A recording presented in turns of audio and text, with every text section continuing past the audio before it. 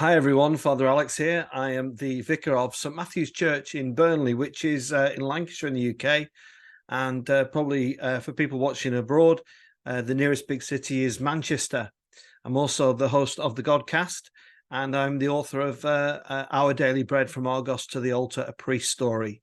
You're about to watch an interview with myself and a legendary bass guitarist, Rudy Sarzo. I really hope you enjoy this interview. And if you do, then please hit the subscribe button and check out lots of other recordings with many famous musicians. So enjoy this interview now with Rudy Sarzo. Well, I'm delighted to say that joining me on the Godcast this week is probably the greatest bass player of all time. He told me to say that.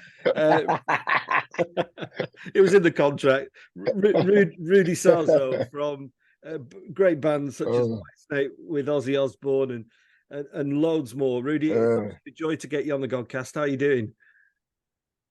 I'm blessed, and I'm not just saying that because I'm here in your podcast.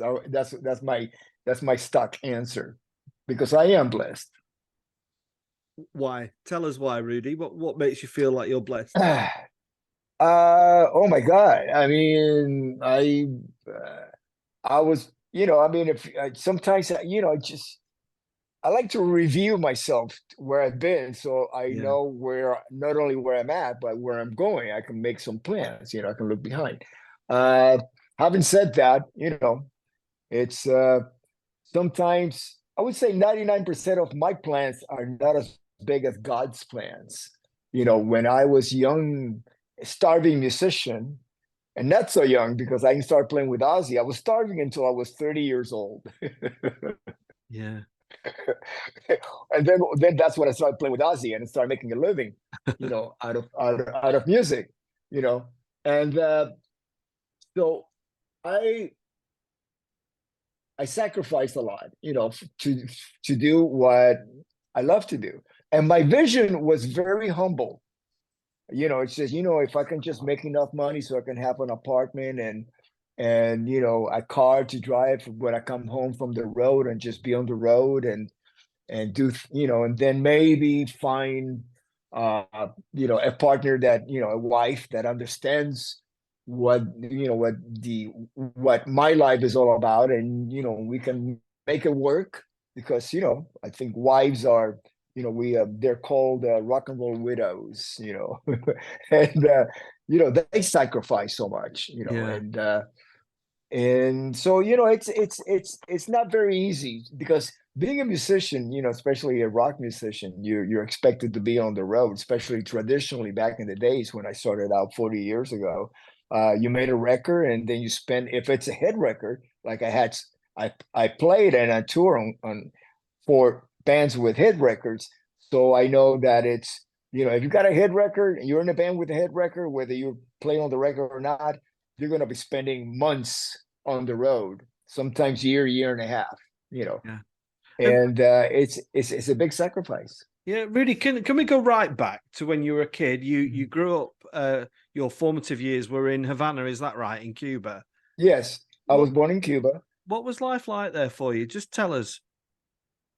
Oh, it was very interesting because it wasn't very teen oriented. Life, I mean, if you look at the history of civilization, rock and roll became the first teen music. It was for kids, and they thought, well, the kids are going to grow up and phase out of it. They're going to move on to something else, some serious music, and I think what happened was that in the United States, the government, I mean, and I'm just looking at the facts, they could actually control, they sent Elvis to the army. Okay, we got rid of that one. Okay, next, Chuck Berry. Okay, well, let's get him in some cross state, bringing young ladies across the state so we can put him in jail for that. Okay, great, we got that one. Little Richard, well, he became a minister. And then you got Jerry Lee Lewis, who was married to his cousin. Oh, we got that one. Okay, out of here. You're married to your cousin. So, they rock and roll, by the time that I arrived in the United States in 1961, And I started listening to music pre-rock and roll. In Cuba, we had, Latin music. We just call it music. It's music that everywhere I went, there it was, and it happened to be in Cuba. So I did not know the difference between the genres of music, but it was basically Latin and Latin jazz, because Yeah. Dizzy Gillespie was very popular down in Cuba, especially when he changed his sound to incorporate Latin percussion. He had a Cuban conga player in the band. And so I came to the United States, and in '61, and there you are. You have a lot of platters and the Four Seasons, very safe, nothing really raucous like early Beatles, then.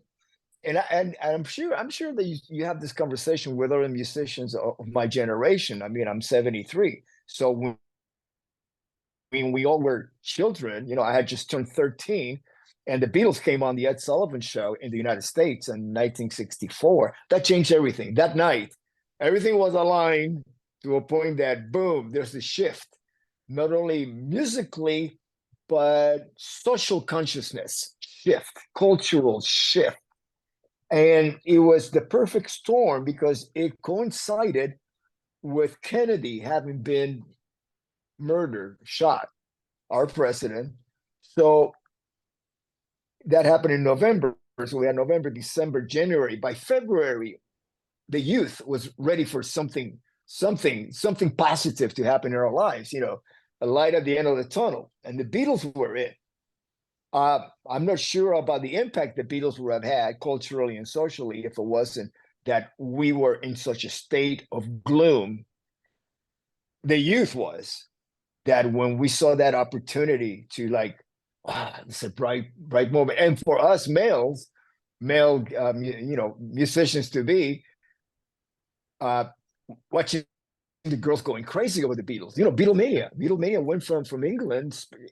It's like to put it on the plane, and they just landed off the plane, and there it was, Beatlemania. Rudy, in New York.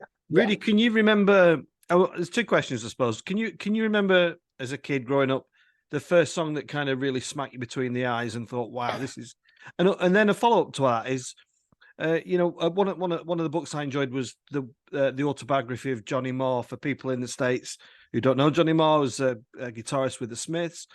He just fell in love with music. He walked past a music shop, saw a guitar in the window, and said, "Oh, I got to get that. I got to get that. I've got to play." Can you remember, that golden nugget moment when you thought, "I'm going to be a musician"? My brother and I got a guitar from my folks' Spiegel catalog before the Beatles happened. So Spiegel catalog is kind of like mail order in the United States, Sears and Roebuck, Spiegel, and all that. And I'm talking about the 60s, early 60s, 62, 63.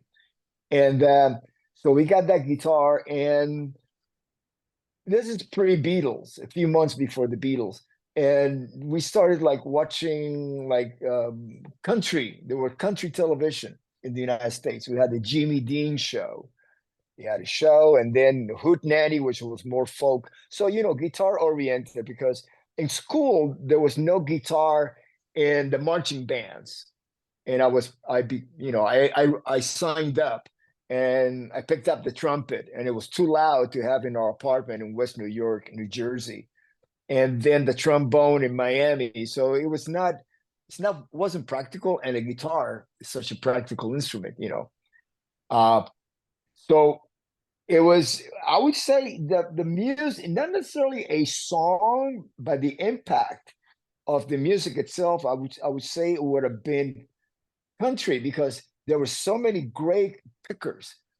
There were so many great guitar players, from Chet Atkins to Les Paul to all the great Nashville session guitar players that were just so phenomenal. And I'm talking about the early 60s, where the focus was never on the band. It was on the solo artists, like James Burton being an incredible guitar player, and not only with Elvis, but also with Ricky Nelson, who incorporated the Ozzy and Harriet, which where Ricky Nelson came from, and in that show, being one of their kids, and they, at the end of the show, they were incorporating Ricky Nelson playing with his band. So that was another exposure that we got to, like early, very safe rock and roll, like I mentioned, the Four Seasons and Ricky Nelson and all that, the Everly Brothers and so on, which the Beatles drew a lot from. Yeah, and So Rudy, yeah.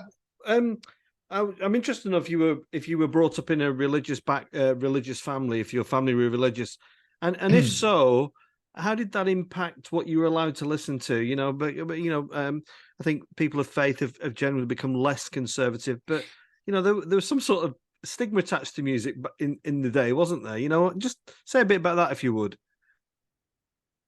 Yeah, that's really interesting question, because now, you know, I never thought about it, but I was born, I was raised Catholic, and I consider myself a Christian today, not Catholic, but a Christian, you know. Yeah, And even though I read the Bible every day, I've been doing that since 1978. And, you know, that it's very Catholic based because it's written by so many of the saints, you know. And so, you know, I think the best reason why my parents never kept me away from any style of music, especially when we moved to the United States, is because they they did not speak English. They did not understand the lyrics. yeah. So you got So to so I could listen to anything. Yeah, I could listen to anything. They have no idea what I'm listening to. and that kind of boom of the Beatles, Rudy, did that? I'm Yeah. really interested to pursue the kind of the British link. Did that lead you to exploring more British music? You know, did you feel enthused by it? You know, I'm you know, Quiet Riot. You reproduced two wonderful Slade records. You know, just interested to know what your take on British music was. Yeah, it preceded anything that I did with Quiet Riot regarding Slade. I mean, the big shift. I mean, that moment where everything just, the Big Bang, let's say, was when the Beatles opened the door for the British invasion. Because what happened was, like, you know, the Beatles play 4 times on Ed Sullivan in a row, four weekends in a row. And so it was kind of like, okay, who else is out there? Well, let's bring the Stones. Oh, wow, that's really cool. Let's keep bringing them. So it's like, you know, we watch everybody from the Animals to Dave Clark Five, Kinks, you name it. Mm. And then there were the American bands that were coming up, because prior to that in America, it was more about the solo artist, the singer, a vocalist, and a backup band. Then now it's like they're looking for bands, because bands is the sound. They want that. They want not just one personality in the group to appeal. No, they want the whole band, different personalities, you know, so they can appeal to different, you know, to different people Yeah. and demographics. And which was very interesting, because prior to that, it was a songwriter and a performer market. And what the Beatles did is, when they spent time in their formative musical years playing covers, they were the smart ones. They were the ones who actually learned from playing the covers what makes the covers that they're playing so successful. So they were able to transpose what they learned into their own musical, you know, into their own compositions, their own writing, which was, and now it was expected that bands started getting signed because they could write their own music, which was before that was not the case. It would be a solo artist, and there would be a publishing company attached to the record company that would give them the songs, with the artist relation person was usually part of the publishing company to record, and that's how the record company made money. Yeah. And clearly people listening to you speak will just sense, even now, Rudy, a certain vintage. Your passion for music is just there, isn't it? When did that transcend into becoming, you know, I'm going to be a musician? Can you remember that moment? How old you were roughly? Were you kind of late teens or sooner? And it was for all the wrong reasons. It was when I saw the reaction that the Beatles were getting on TV. The girls, I wanted that. I was a fat little kid, with from another country. I was invisible. I was really invisible. But also in the United States, it was more of a cultural shift in the fact that when I was in Cuba, I didn't think of myself about ethnicities. Even the ethnic groups in Cuba that we had the Jewish people that came during World War II to Cuba. We had Chinese that came during Mao Zedong, when China went communist to Cuba. So we had Italians, we had Irish, and of course, the Caribbean being so dense with European immigration, especially pirates, a lot of pirates, descendants of pirates, in Cuba. And so I really did not think about, we were all Cubans, whether you were Chinese or whether you were Jewish, we were all Cubans, here. And then when I came to the United States and I was actually relocated from Miami to New Jersey, to West New York, then I experienced the separation. Like one block would be Irish, one block would be all the Italians were living there. And that transcended to school. In the school, the same thing. The Irish kids hung out together, the Italians, the Germans, the Jewish kids hang out together. And there was a very small Latin population at the time in West New York, New Jersey, which is it's on the Hudson, across from the city, from Manhattan. And so I was very low key and just kept to myself. And it wasn't until the Beatles that night, the next day in school, all the kids that got into it, that got the message, we started combing our hair down. So now all of a sudden it was like, hey, you're into the Beatles. Yes. Oh, wow. Now we're talking. Now we're visiting each other's homes, meeting their families, getting to know about their culture through the music. Yeah. Was there ever a time where you nearly wasn't a musician? You said right at the beginning, Rudy, that it was a bit of a long road before success came. Was there points where you just thought, "Well, what's the point?" Or did the love for the music just keep you going? Yeah, there were times I had to make a decision, and it was a girlfriend that I had. It's usually a girlfriend, right? And and she gives you the ultimatum of like, it's either me or the band. And she was very well, Move on, Rudy. Okay. Okay. So I said, okay. And of course, again, doing things for the wrong reason, following other body parts rather than your heart into your journey forward. And so we broke up, and I was all alone in my bedroom, and I looked over to one corner, and there's my 1967 Jazz with spider webs, jazz bass, Fender jazz bass sitting there. And I looked at it and said, you know what?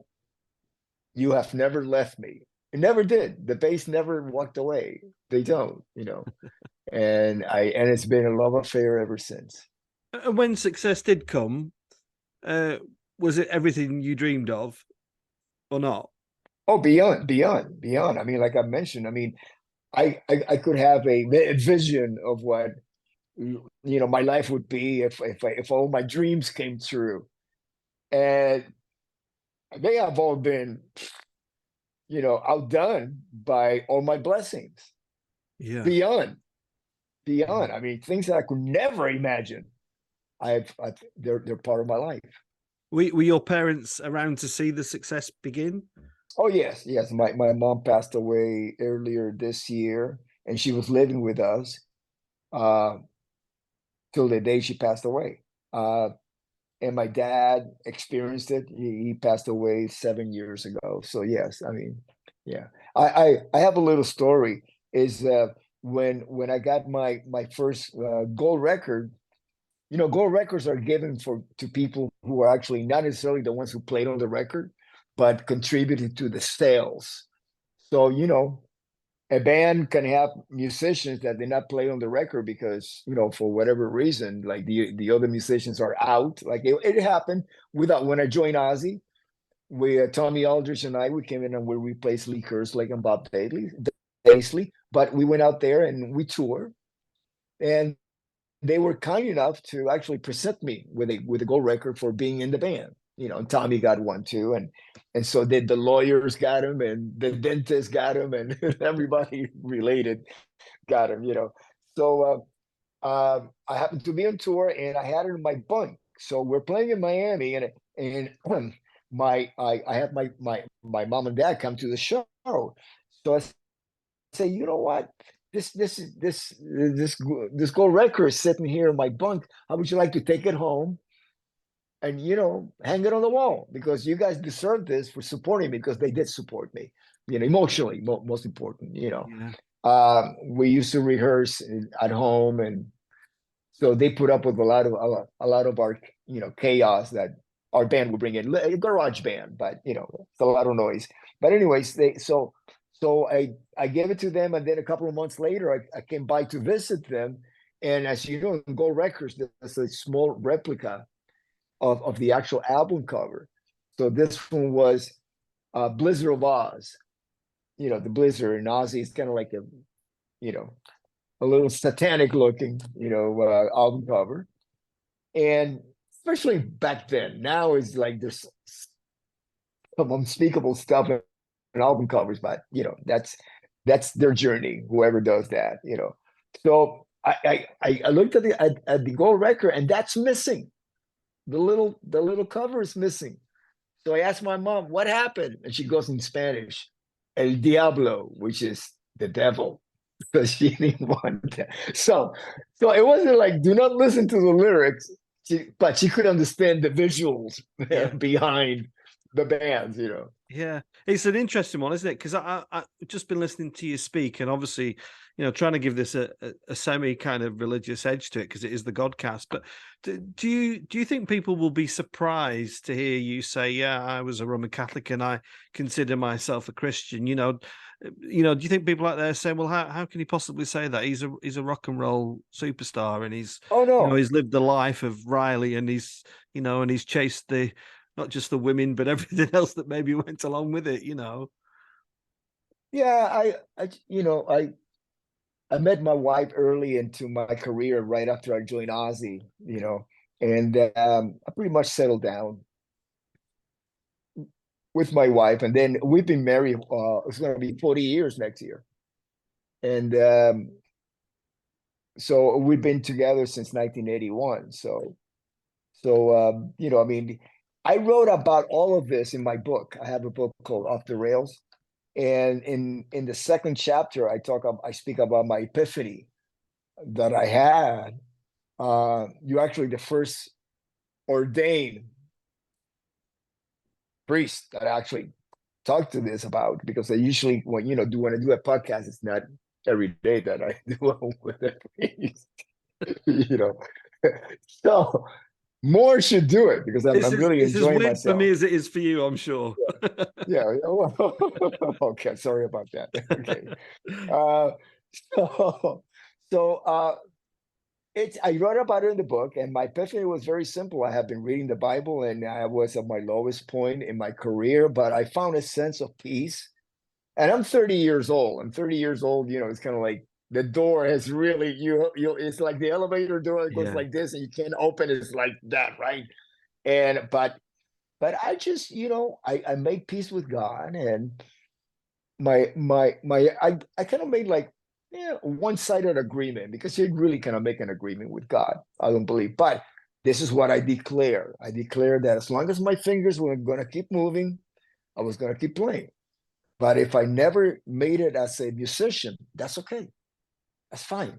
My relationship with God will always be more important than being a successful musician or anything else in my life. That is my platform, my base, my foundation, where I stand as a human being, my relationship with God. Yeah. And I've chatted to a few people about this next question, Rudy, but I'm really keen to know what you think about when you're on that stage and there's, I don't know, 10,000, 20,000, whatever it is in front of you. What's going on in Rudy Sarzo's head? When I when I interviewed Vinny Coalita about this, he kind of said it's kind of there's some sort of heavenly language going on between the band and the congregation. And I also spoke to John Ilsley, who I'm sure you'll be familiar with from Dire Straits, and he said, "Well, there's a lot going on in my mind. There are moments where I'm thinking, God, this is just wonderful. This is as close to heaven as it could possibly get." What's that for you, Rudy, when you're on a stage? What's going on in Rudy Sarzo's head? Well, it's the difference between what I do and what I'm aware of. Because what I'm aware of is I'm aware 24/7, and what I do is just in the moment. So I fully, it is my understanding that, and this is my perception. We have waves and we have particles. Wave is the state of consciousness where we connect with God. Mm-hmm. Energy, frequencies. So what happens is when we play music, see, to me, music, what it does is it gets people with a collective consciousness. Let's talk about, let's say, U2, because there's something very spiritual about the gathering of watching a YouTube concert. I consider them to be the biggest Christian band in the world, even though that's not their banner. They're not selling themselves as a Christian, but there is, there's a Christian consciousness to it. Watching Bono close the show with a rosary on a microphone. I mean, what stronger statement than that, Yeah. And so let's say there's a gathering. Let's say U2 comes into town, and all these collective consciousness, which now is happening in Las Vegas, of all places, at the Sphere. But let's say they're on tour. They come to your town, and all the gathering of the masses, and they're all tuned to the same spiritual frequency. You have the band creating the music, putting out actual frequencies, waves into the audience. People are standing shoulder to shoulder watching this. The amplification of that positive frequency that they're all experience is in a stadium. There's so much energy that is being created right there at the moment, not only from the music, but from the people themselves, collectively believing in what is being played musically. So and to me, that is, yeah. I just asked, do you feel part of that congregation? Do you feel like you're in unity with that congregation then? Or do you... absolutely. Yeah. Absolutely. It is. Yeah. It is, because as we creators have been given the gift by God, his own gift. The creator has given us creativity, and we have the freedom of choice. You can do evil creativity or heavenly creativity, good or bad. That's people ask me, do we have free will? Yes, we have. We have the free will to do good or bad. And I can give you a list of bad things that you can do if you get given the choice, or I can give you a list of good things that you can do. That's the free will. Well, we're going quite deep here, but I want to ask you this question from what you've just said. One of my favorite bands, Rudy, is Depeche Mode. I've followed them since I was a kid, and Dave Gahan went to the Edge, and I think their music's got some real incredible theology in it. Songs about God and faith. What about those who kind of go right to the edge? I think there's an element of God in that as well that creates the genius in the artist. I don't know if this is making sense. So Dave Gahan, I suppose the question is, what you may disagree, but I think they produce some incredible music. But my question, I suppose, is do you think sometimes to create that genius, you need a bit of insanity? You need those moments of insecurity and vulnerability and in his case, addiction?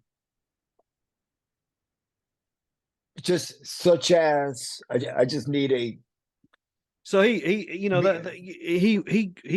was heavily into heroin, and he oh, who flatlined. was Dave who Gahan, the lead singer of Depeche Mode, he oh, flat see, I'm not, yeah, I'm yeah not familiar with yeah, them, and so he was yeah. heavily, he was really doing the hard stuff, and he was, he flatlined, and they managed to bring him back, and you know, and then they go and produce this most, for me, a most incredible album, and as do you feel you sometimes, to go through the darkness of life, it can lead to the creative brilliance? I mean, in your case, you lost a very close friend in Randy Rhoads.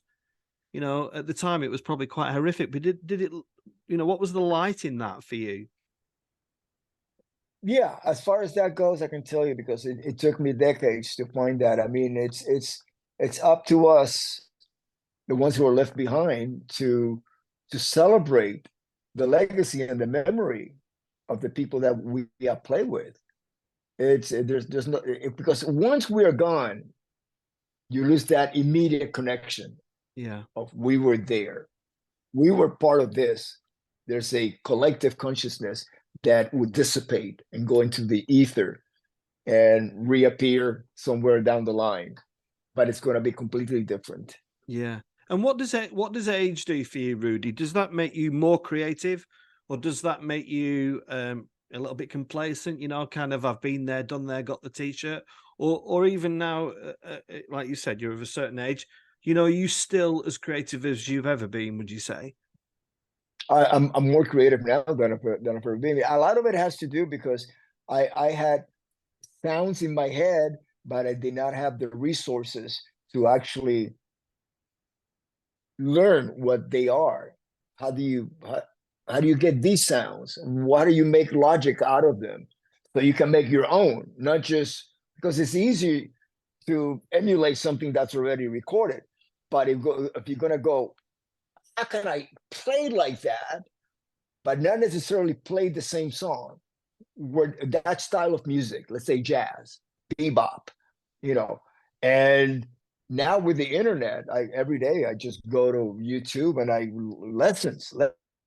I teach myself, and I go down a rabbit hole and I just discover more, and it's like have the eureka moment where you feel like you're enlightened. You have so much information that also all that information is like, boom, that's it. That's how it's done. Uh, but with creativity, just the act of creativity, you have to create. You have to, in order to learn, you have to find somebody to teach you, even if it's yourself. Yeah, yeah. And does that teaching yourself, does that lead you to enjoy other genres of music, Rudy? I mean, there was a guy he did, what was it called? Britain's Got Talent. He was an opera singer. Turns out he wasn't that keen on opera, but loved kind of thrash metal. Have you got some secrets hidden away down there? You like your choral evensong or something. What kind of other genres do you enjoy, Rudy?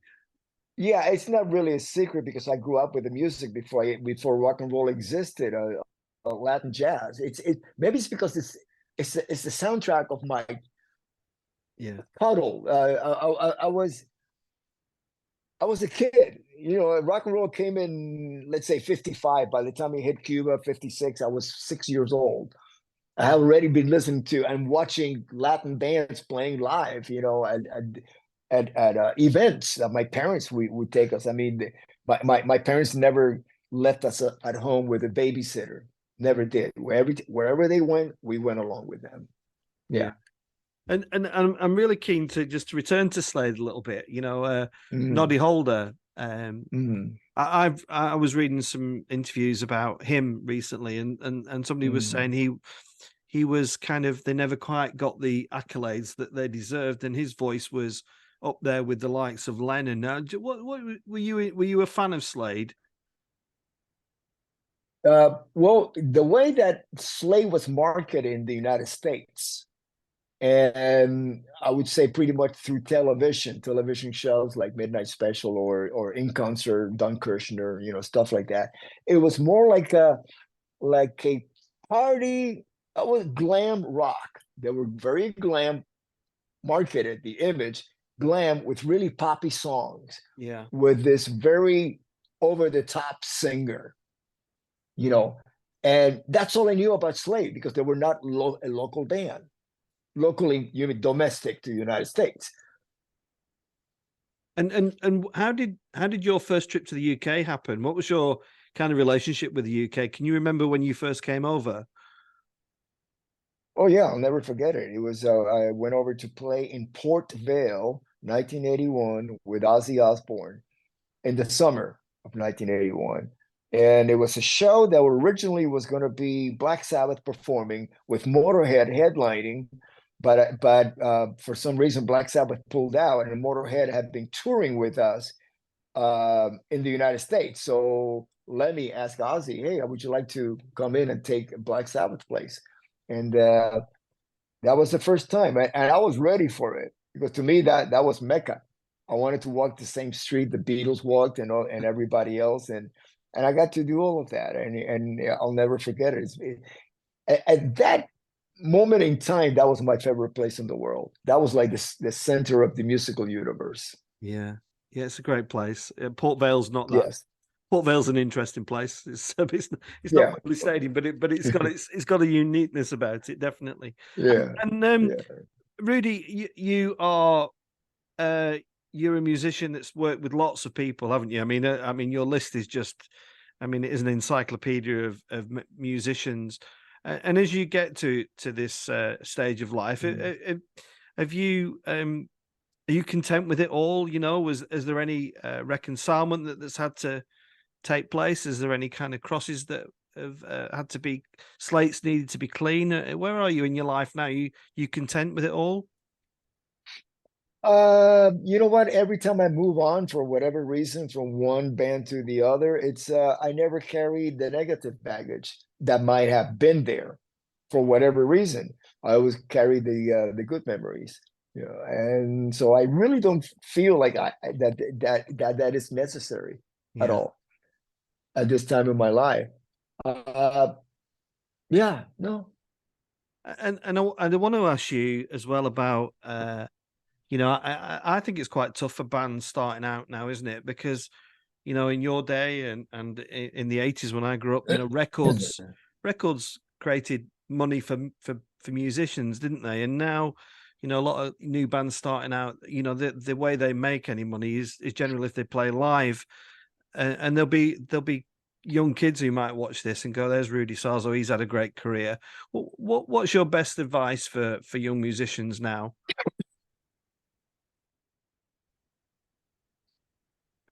Um, Actually, it has nothing to do with the business. It has to do with the quality of the music that you take to the business to have that music distributed through the masses. You know, and what I found just from reading and being in the same bands or touring with other of the musicians that I admired growing up is that there's always a church background to them, choir, learning to sing in choir, learning music at church. That today I think it's not as strong as it used to be, and it reflects in the quality of the music that's being created. Yeah, that's interesting. Yeah, that is interesting. Yeah. And what's the future hold for you, Rudy? What have you got lined up? Have you got things to look forward to as we come to the end of 2023? What's the future hold? Well, more touring with Quiet Riot, and then we have dates already set up for next year. We're going to be playing in England at the Hard Rock Music Festival in I believe it's in March in the UK. Yeah. So I'm really looking forward to that. Yeah. Is it a while since you've been in the UK? It's been a while. Yeah. I'm trying to think what was the last time I played there, but yeah, it's been a while. Yeah. Well, the music goes Oh, on. dear. Play. Yeah. Well, I tell guys to look out for that on online, and you know, I just thank you for coming on. I went to a great gig about 18 months ago. It was Whitesnake. You weren't there. With Europe and Foreigner. It was a great night out, and so the music lives on. The music stands up, doesn't it, really well, and it's a joy. And thanks for coming on, Rudy. It's been lovely talking to you. And if anybody else like to check out any more interviews with musicians, there's loads of great musicians. Just Google the Godcast or just follow the link to subscribe. So, Rudy, we send our love from England, from Manchester area, and wish you all the best for the coming year. God bless you. Thank you, Father Alex. Thank you. God bless you.